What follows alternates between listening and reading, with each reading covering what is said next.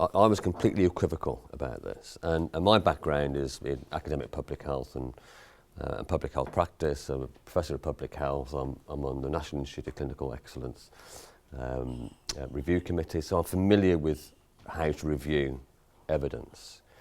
So the journey that my intrinsic position was one of I don't know. And rather than having a sort of blinding insight from looking at the literature, I've had this sort of progressive corrosion of my confidence in this process and increasing concerns about its viability and also its impact. And you are absolutely right about the marginalisation of not just MedAct, but of any body or individual who takes a contrary view. And that's really concerning from an ethical and political point of view. And without wanting to personalise this, I don't consider myself to be a swivel-eyed lunatic. You know, that may be one description, but I think I'm a fairly rational person. But I've been described at meetings with senior public health staff when I've given what I think to be a rational interpretation of the literature, been described to the audience as a local character. You know, there's a clear background theme to that. You know, they're dismissing me as a lunatic. And you mentioned about air pollution earlier, David. There's a thing in the Times today about 1/3 of strokes are linked to particulates in air. And the Times has a very informed and intelligent position on air quality. And it has a very vigorous campaign to improve cycling and walking and non-vehicle traffic. Its position on fracking is far less rational, in my opinion. And MedAct was rubbished in the Times. Certain members who contributed to the report were rubbished in the Times.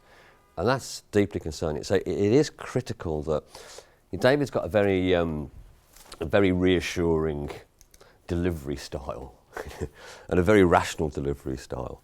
And that's a personal characteristic. But it's also critical that that's reflected in what we produce.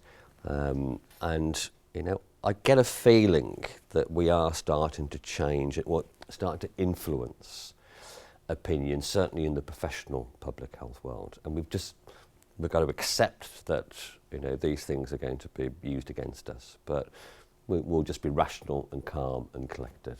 So it's a really, really important point. Shall I kick off, Alice? What time are we due to break? 12:30. Okay, so I'll speed it up a little bit. We'll eat into lunch if that's all right. Yeah. Okay. Right. Okay. Risks to human health and well-being.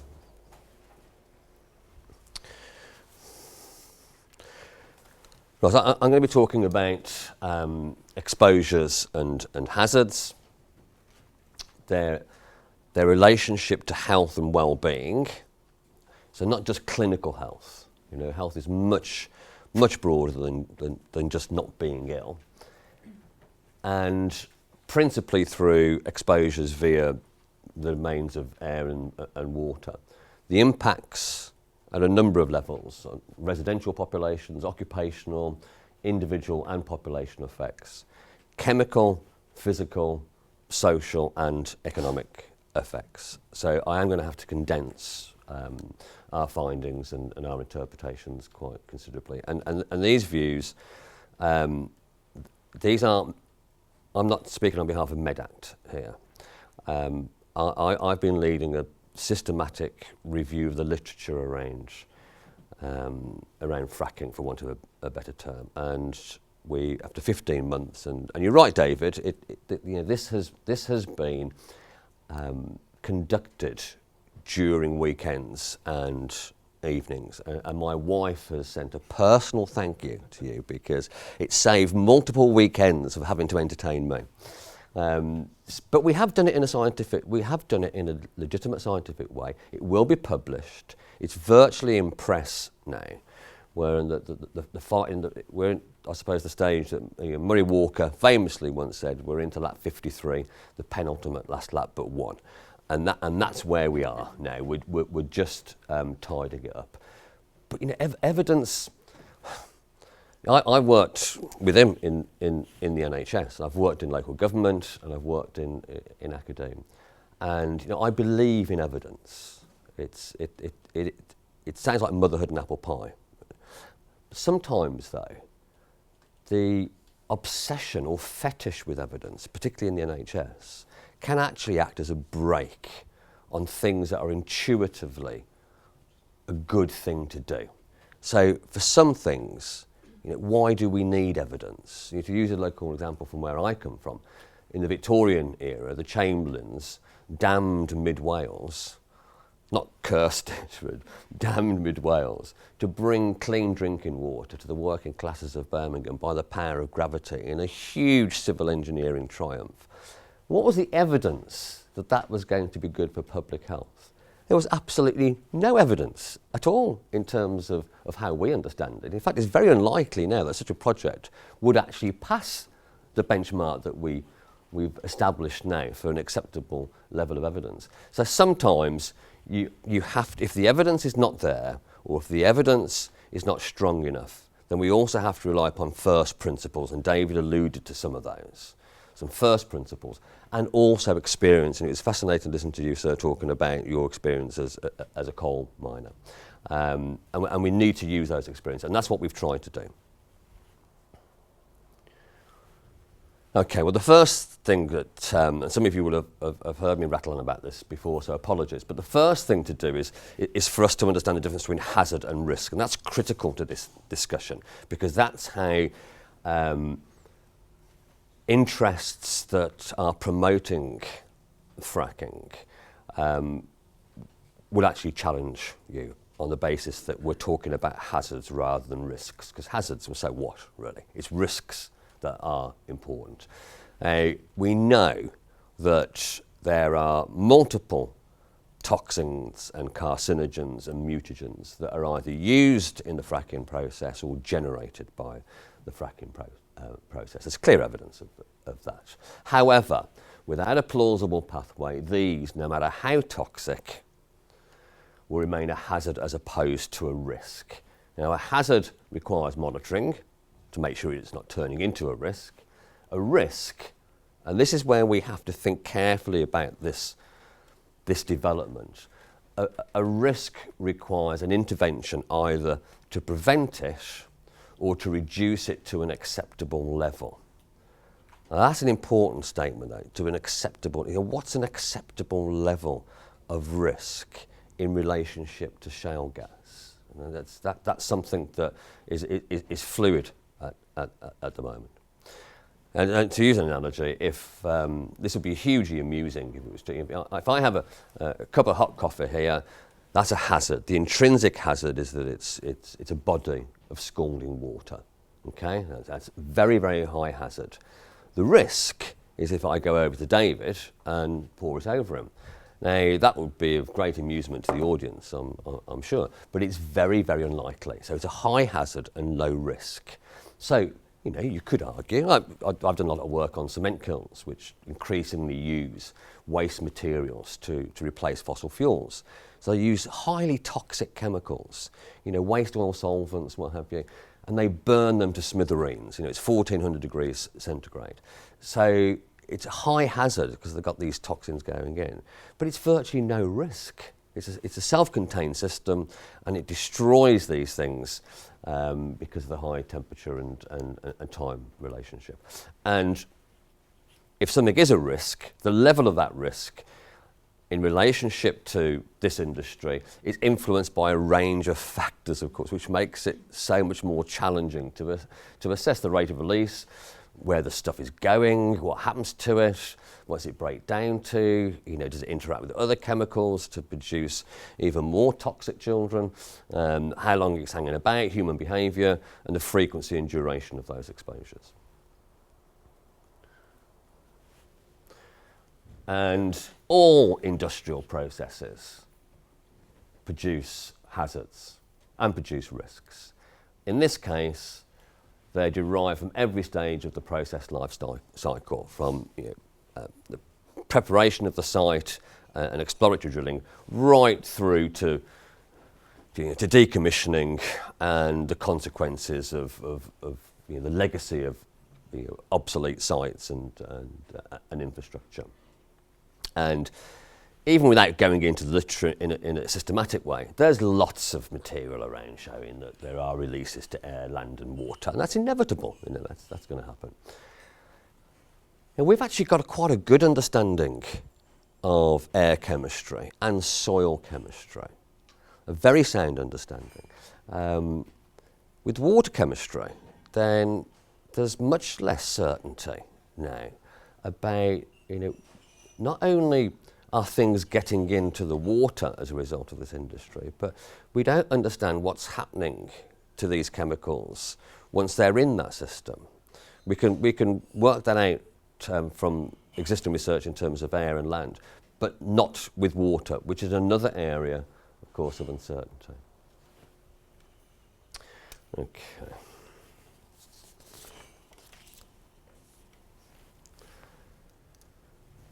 Now, in terms of air quality, we'll get local releases. This is an industry that, in environmental terms, will have a local and a regional, a national and international impact. And all of those are important. And locally, just the nature of how this industry is conducted, we're going to get releases of pollutants such as diesel exhaust, and of course they're a large source of particulate matters, which is linked with a whole host of diseases. Oxides of nitrogen, again, now thought to be responsible for something in the region of 11,000 deaths a year in the UK. Particulate matter, silica from transport and site equipment, the release of fracturing fluids and waste through spills, leaks and accidents. And that's not surprising. This stuff uses large quantities of materials. And between a range of, this is in the literature, between 9 and 80% of the contaminated fracking fluid could resurface following each fracking event. Most estimates are around 35%, but that's telling you something, between 9 and 80%, and that's in the academic literature. And David was referring to the inherent uncertainties around this industry. I mean, it's a huge range. It's an order of magnitude. And in terms of international effects, and Anna's going to be talking about global warming later, regional effects, these chemicals, oxides of nitrogen and the volatile organic compounds, are precursors for ozone formation, which in itself is a greenhouse gas, but also has a direct impact on human health. Right, so what we've done, we've looked at hundreds and hundreds of papers, and Alice has as well, and David has, and we've done this properly. We've done it according to good practice. Not just one person reviewing each paper, but two people reviewing a large proportion of those papers. The literature search has been conducted by more than one individual, and differences been reconciled. And in terms of exposure, we've included 60, that may change slightly before publication, but we've reviewed 60 peer-reviewed papers on exposure. And I'm hesitant to do this, but I have. 50% of those papers, 50% and 28% respectively, indicate a plausible or potential exposure. So 78% either a probable exposure or definite exposure or potential for it. And I think, initially you think, wow, that's really, really important, and that's telling us something. Well, it is and it isn't. It's telling us about a general sort of direction of travel. However, in epidemiological terms, this is a tiny crop of papers. And this is something that this is an industry that's been very intense in some parts of the world, and has been going on for many, many years, decades. And that's it. And we're making decisions on this enormous change in the fossil fuel economy on the basis of 60 peer-reviewed papers on exposure. I mean, it's pitiful, really. And not only is it modest in terms of size, it's modest in terms of quality as well. In some cases, it's a bit embarrassing. There's enormous variability in the methods used. Some papers are measuring pollutants in air and water, others are modelling. Some are using distance as a proxy for exposure. So the closer you live to the plant, the more exposure you're likely to be. Well, that's not necessarily the case. It depends on which way the wind's blowing and other things. But that difference means that you can't bring the data from the different studies together. Now, in a classic systematic review, that's what you'd be doing. And it's called a meta-analysis. So then you massively increase the statistical reliability of the conclusions. We can't do that here. What the literature is showing, though, is that firstly, there are thousands of reported contraventions. So this is from the existing industry, largely from the States. Now, bear in mind that most of these contraventions will actually be reported by the industry. Some of them will be fairly minor. So there's huge potential for underreporting. So they'll either be reported by the industry or they'll be identified by the regulators. And some of these figures really appear ostensibly to be sort of eye-watering. Analysis of data from 41,000 wells, 2000 to 2012 in the States, found that fracking wells were 6 times more likely to have structural problems affecting the cement and casings, which is exactly the sort of thing David was talking about. So that's a potential, that's a hazard. It's not necessarily a risk. A study of, I think it's 6 countries, but an international study, so using international data, and well barrier integrity failure rates in the industry of up to 75%. Those are quite worrying statistics when you first hear them. If you put them in the context, though, of the scale of the industry, then they start to become much smaller, and that's one of the things the industry will take, because they'll say, yes, these things happen, but in the great scheme of things, it's immaterial because there are many hundreds of thousands of fracking events. So this is relatively small beer, and I don't agree with that.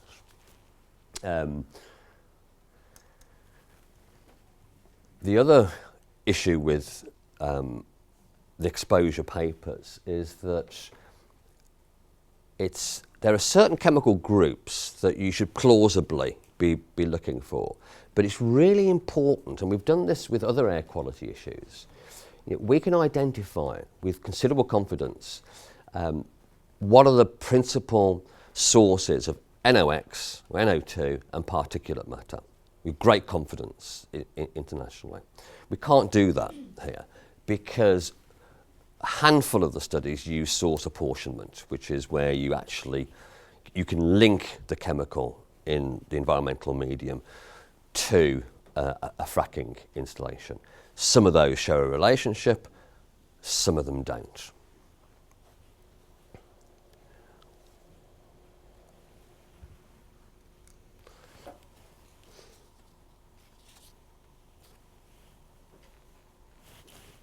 Right. Now this is a crude proxy for exposure, residential distance, but again, there is a theme in the literature. The majority of those studies using residential distance as a proxy for airborne exposure largely report not just an increased exposure risk, but they report an increasing exposure risk the closer you get to the site. And it's sort of supporting the idea of a sort of a dose-response relationship. So the closer you live, the more exposed you're likely to be. David hinted at some of the geological studies, and I've read those papers, and I find them extraordinarily challenging. And some of them indicate that there is a plausible mechanism for shale fluids, or the hydraulic fracturing fluids. There's a plausible mechanism for that migrating to low-lying aquifers. And then there are others which use the principles of geology and physics to say exactly the opposite, and quite plausibly so. There are very few before and after studies, and again, this is so disappointing given how long this intensive phase of hydraulic fracking is going on for. And you'd think, on first principles, you do some background sampling of the environment before the plant's established, and then you do the same after it to see whether anything's changed. And in fact, by and large, that hasn't happened. And there's at least one paper which has used the data from environmental media around existing sites as pre-drilling data for a proposed site, on the basis that there are so many wells in this area that actually constitutes, the existing data constitutes pre-drilling data, which tells you another thing here, and that is the risk is going to be dependent on the scale and the intensity of the industry. Trying to build a public health case strong enough to say on a single site, on a single well, that this is going to have a really, really profound impact on health, that's going to fall because the evidence just isn't strong enough. But there's a thing here about multiplication, and my reading of the literature is that once you get to that there's a critical point where the consequences of this industry suddenly accelerate. The ones that were of particularly interest to me were the occupational studies, because there's very few of them. There's a handful of those, but they're strong because these are people who are working on the site, and they also use personal monitoring data, not just data out in the environment. Air quality is important, but if you're indoors most of the day, then it's not going to be so significant. Or you might work 20 miles away. You might get the train to work, so that you're not going to be exposed. And Esfine in particular, he's done a couple of really impressive studies. And in one, 111 personal breathing zone samples. So these are monitors actually on the workers. And he's interested, he's a respiratory physician, he was interested in lung cancer and silicosis due to exposure to silica used in the frac sand. And he found that most of those samples exceeded occupational standards, some of them by a factor of 20, at such a level, the latter at such a level that it would overwhelm the respiratory protection that would conventionally be worn. Now that's of concern. He also looked at, in another study, personal breathing zone data and urine samples. So now we've got some biological data, which is really, really important. That found benzene levels at or in excess of occupational standards. Now that's really important for a number of reasons, because the industry and the regulators will, and quite rightly, they will position themselves on the basis that yes, but this is predictable. You can conduct a risk assessment beforehand, and you can introduce a series of working practices and personal protective gear to either manage that risk or prevent it. And yes, that's plausible, but that of course is dependent on the quality and the resource available, both to management and critically to regulators. But there's another important factor here, that benzene is a genotoxic carcinogen. There's no safe level of exposure. So the current air quality standard for benzene ambient air is based on what is technically feasible for us to do, because inevitably we're going to be exposed to benzene. So we start asking ourselves the question, well, do we actually want to add to anybody's benzene exposure, given the fact that it is such a dangerous chemical.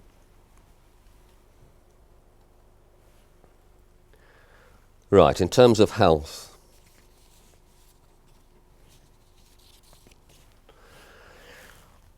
we've gone from 60 papers to 22 on health.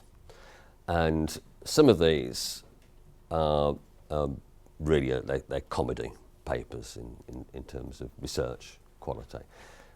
68% report an impact. Now, in a way, it's a meaningless figure, really. 68% of 22 papers. Some of them are very, very poor quality, compromised by exposure misclassification, so wrongly identifying people who are considered to be exposed and actually missing people who really are exposed. Inherent bias, statistical unreliability because of the small numbers, and in some cases, and I'll come on to this in a minute, highly questionable plausibility about the conditions that are alleged to be associated with fracking. These are probably the best studies of the crop. There are 5 studies, 4 of which are very large, using clinically confirmed health outcomes.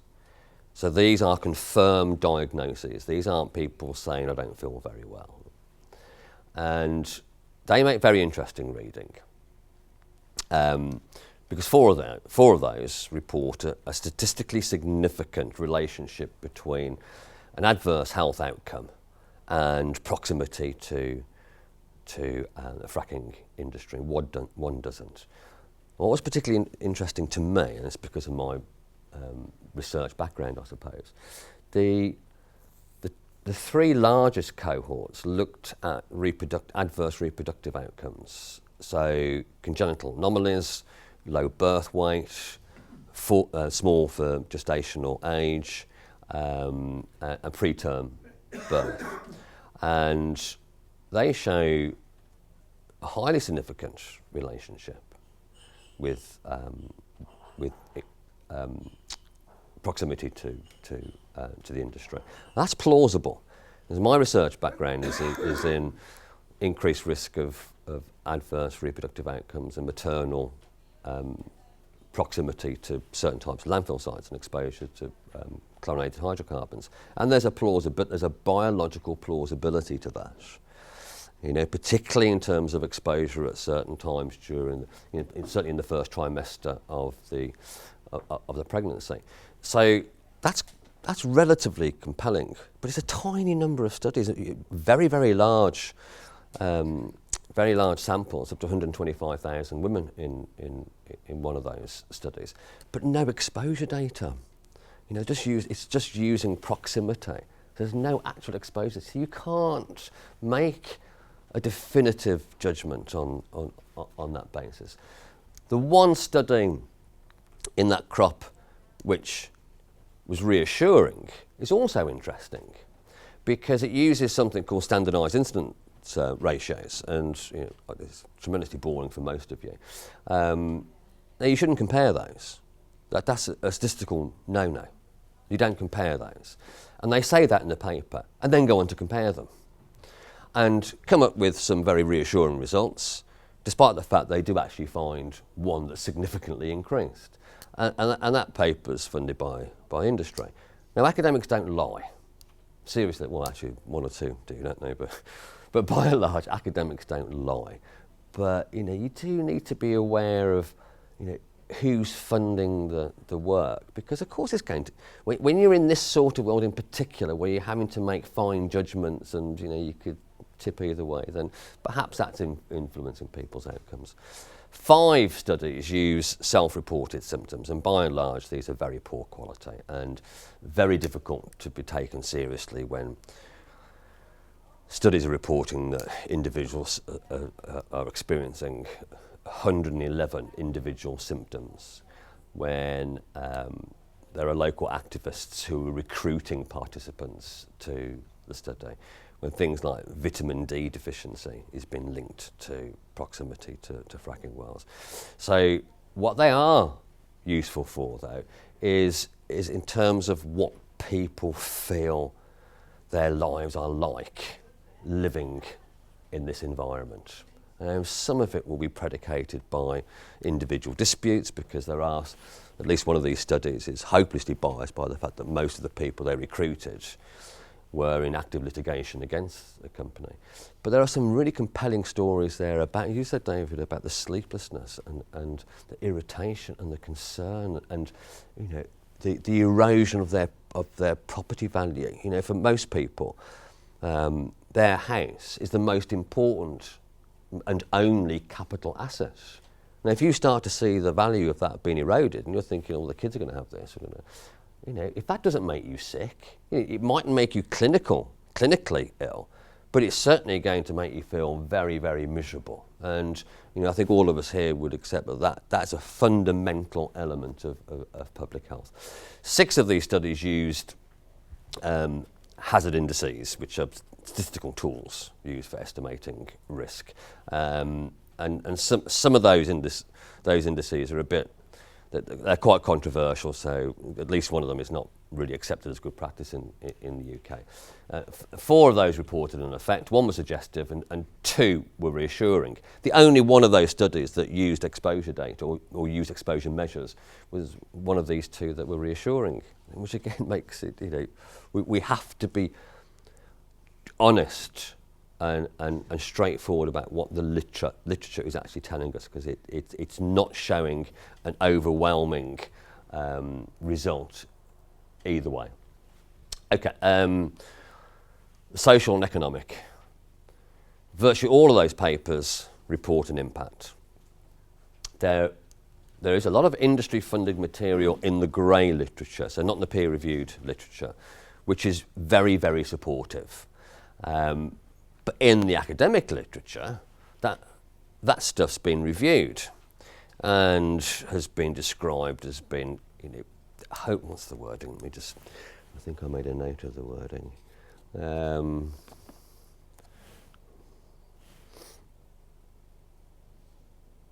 Well, I thought I had. Oh yeah, overwhelmingly supportive and overstated. And David talked about national sacrifice zones, which is one of those terms that makes your heart sink, doesn't it? You know, I mean, it is actually a legitimate term. It's a bit like, you know, epidemiologists talk about harvesting deaths, you know, which is when people are dying because of air quality, for example, perhaps a week or 2 weeks or a month sooner than they would have done otherwise, and they refer to that as harvesting. Which seems a particularly cruel and inappropriate way of discussing it. But what the experience of the States is telling us is that, you know, this resource curse, where, you know, local economies become dominated by an extractive industry, it suppresses other local enterprises because there's pretty much full employment, albeit low paid, so there's no incentive for other businesses to develop. And when the inevitable bust comes, those communities suffer considerably. And we're starting to see some examples of that associated with the sudden increase in fracking and then its very rapid decline. But also, and I thought this was quite interesting, there's one very elegant review which talked about the redistribution of the environmental injustices which were historically associated with national sacrifice zones, like the Appalachians, to more affluent areas, was creating profound social, cultural and economic shocks for middle-class communities losing control over their environments. Now, that's important. I know that, you know, probably most of us here in this room are committed to reducing inequalities, and we're used to deprive people having an unfair burden of ill health. But, you know, this fits in exactly with Marmot's idea of proportionate universalism. You know, we want to improve everybody's health. We want to protect everybody's health, but we also at the same time want to reduce that gap. And if that's happening, which it seems to be, that is not just an inequality, that's an injustice. And I think as public health people, we have a duty to speak out on that. And in terms of the economic stuff, again, David alluded to some of this, that, I mean, it's clear that national governments and state authorities, certainly in the US, benefit in terms of additional tax revenue. And there are some papers that report economic advantages locally, but by and large the literature on the local economic effects is actually either equivocal or negative, because there might be some minor increase in local employment, but these jobs associated with fracking are either very low paid or they're jobs that local people don't have the skills to do. So they bring people in on both counts. And in terms of the infrastructure and the maintenance and the servicing, those skills rest elsewhere. So in the States, Texas benefits massively from the shale gas industry elsewhere in the US, because it's had this huge legacy of expertise in extractive industries. So their businesses are booming because of what's happening in the Appalachians, for example. And there are a whole host of things that are associated with, in economic and social terms, along with nuisance, with development of fracking. You know, impacts on property values, mortgages. You know, can you get a mortgage? Will you get insurance? There's a UK study which okay, it's an estimate. So, you know, it's a guess, but it's an informed guess from the industry that, you know, it could depress property values in adjacent residencies by up to 30%. The availability of affordable housing, influx of workers, it means that rents will go up, and there's evidence in the States that rents have become so expensive in some areas, servicing fracking developments, that you know, food stamps have increased, and the use of food banks has increased. So ostensibly it looks as though the economy is doing all right, but actually it's really not. And of course the things that are associated with, you know, sudden increase in principally young and male workforce. The highway maintenance, you know, in the UK, we're not going to have the same level of heavy truck movements because of the nature of the industry. But in the States, there's one estimate that the cost to the local community, local municipality, of highway maintenance is $23,000 per well per year. $23,000. Now, you know, times N, and you're going to be talking about a significant financial burden on that local community. And of course they're also left with the legacy of obsolete equipment and contaminated ground when the industry goes and you know, finally. And also, you know, these are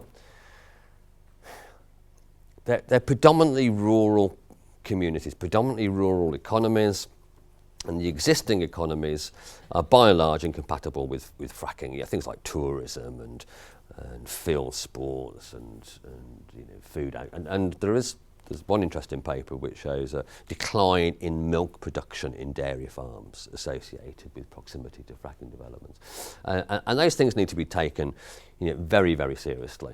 And persistent reports of worry and stress. These are 24-hour operations, you know, 24-hour lighting, 24-hour traffic movements, 24-hour use of generators. No, you know, we'll manage it. We'll put screens up and we'll regulate them and we'll prosecute them if they breach their standards. So that's all well and good, and we're going to have a session on regulation. But you know, it does make one a little concerned because.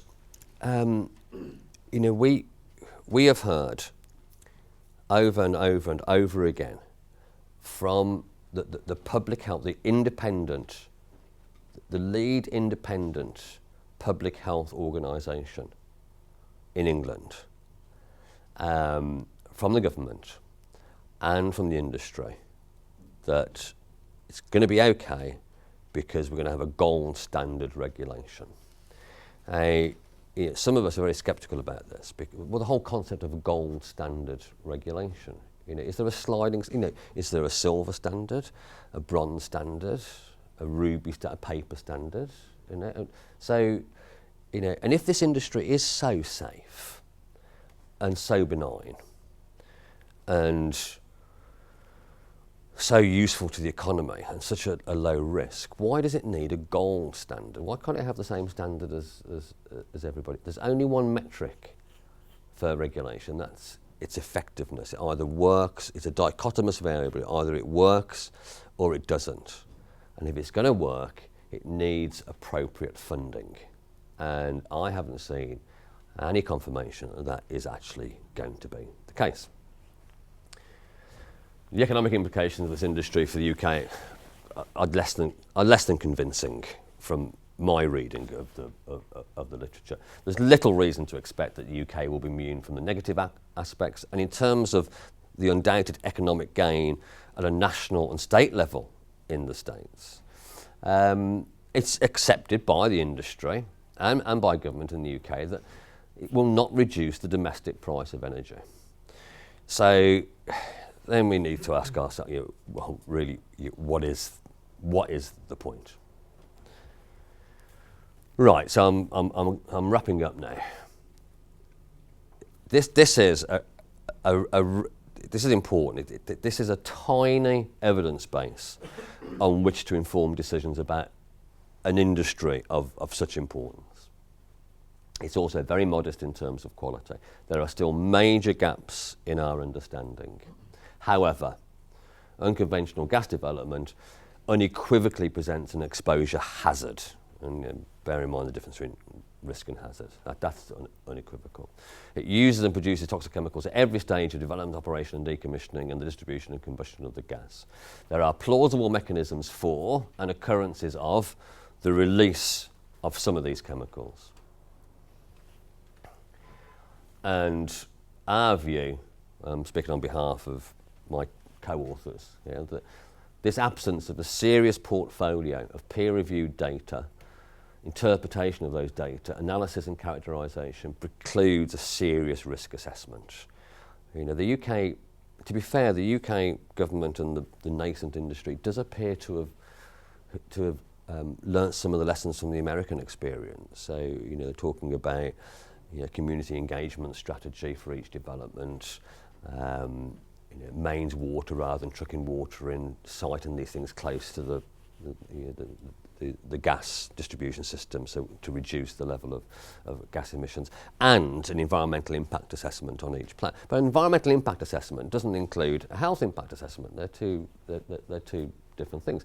So despite that, there is plausibility and signals in the literature that tell us that, yes, something could be wrong with this in public health terms. Can we manage and or appropriately fund the regulation of risks to acceptable levels? Communities, I suspect, by and large, will be extremely sceptical about that. So our policymakers, planners, investors are faced with a series of pernicious trade-offs and tough choices. That's absolutely clear. And while research is developing, it is some way from being able to meaningfully inform those choices. And we have in our midst a local political representative who have personal experience of the challenge of that. And the significance of this responsibility on our politicians in particular is heightened by the potential consequences of the industry scaling up after its introduction, because once it starts, it's not going to stay as a handful of pilots. And given that, and given first principles, the position of that review supports the MedAct view that there should be a moratorium on fracking until at least the evidence base matures considerably.